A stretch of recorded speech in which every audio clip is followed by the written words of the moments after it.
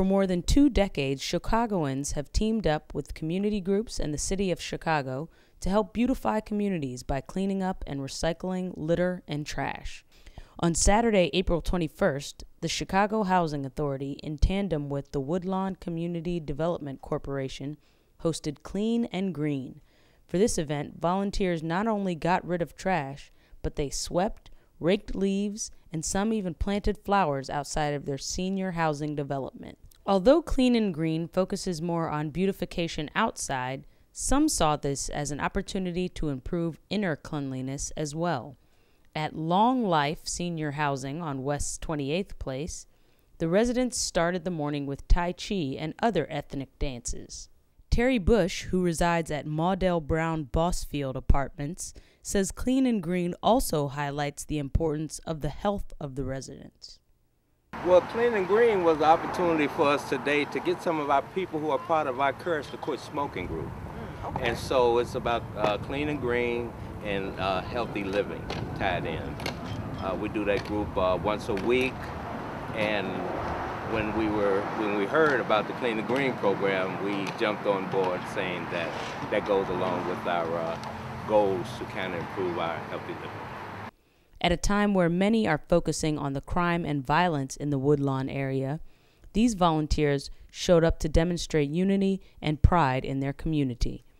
Many believe this event and others like it could help make the community safer. It shows the people that we're a team and we work together and we're concerned.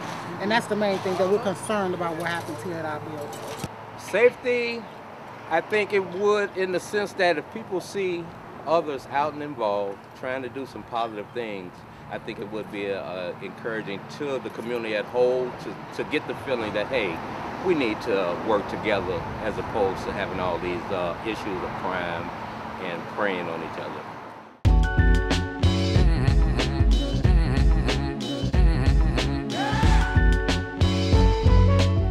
He's not just a talker. He's a walker. He's a coordinator. And he coordinates men, women, and young people. From the pavement to the pulpit, the Reverend Dr. Leon Finney Jr. has been working to empower the underprivileged for years. His goal has always been to organize and provide a voice for the voiceless and power for the powerless. Finney first developed his organizing ability while working for what would become known as the Woodlawn Organization. In 1966, Finney was invited to join the staff as a community organizer. I see him as having a dual role, and as I said, I think his greatest strength is in his organizing ability and his ability to move people from point A to point E to get a job done. In 1972, Dr. Finney created the Woodlawn Community Development Corporation.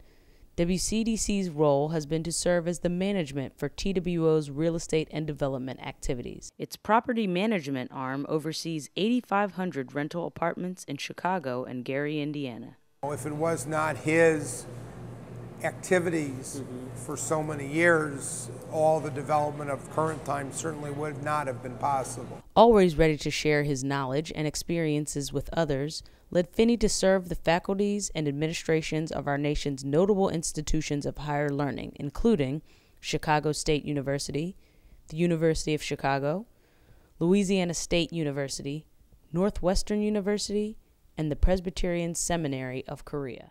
Building people, building families, building communities. The Woodlawn Organization, or TWO, has worked to provide a voice for the people of Chicago's Woodlawn area. In 1960, the grassroots protest group known as the Temporary Woodlawn Organization was formed. TWO was organized to protest merchants who were taking advantage of the customers in Woodlawn. But the main reason was TWO's opposition to the expansion of the South Campus of the University of Chicago. Civil rights organizer Saul Alinsky founded TWO as a coalition of more than 100 neighborhood associations, churches, and civic organizations.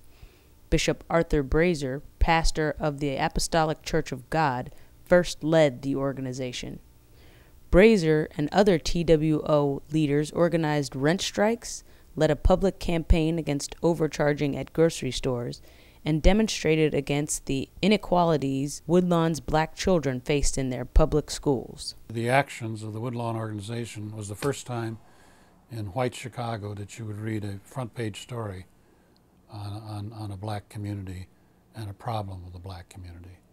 And TWO brought a face to white Chicagoans, that there was a group on the South Side that cared enough to fight for their rights and were tired of being dislocated in urban renewal. My name is Simone. My company name is Hat Dance Designs. We're one woman's accessory is another woman's necessity.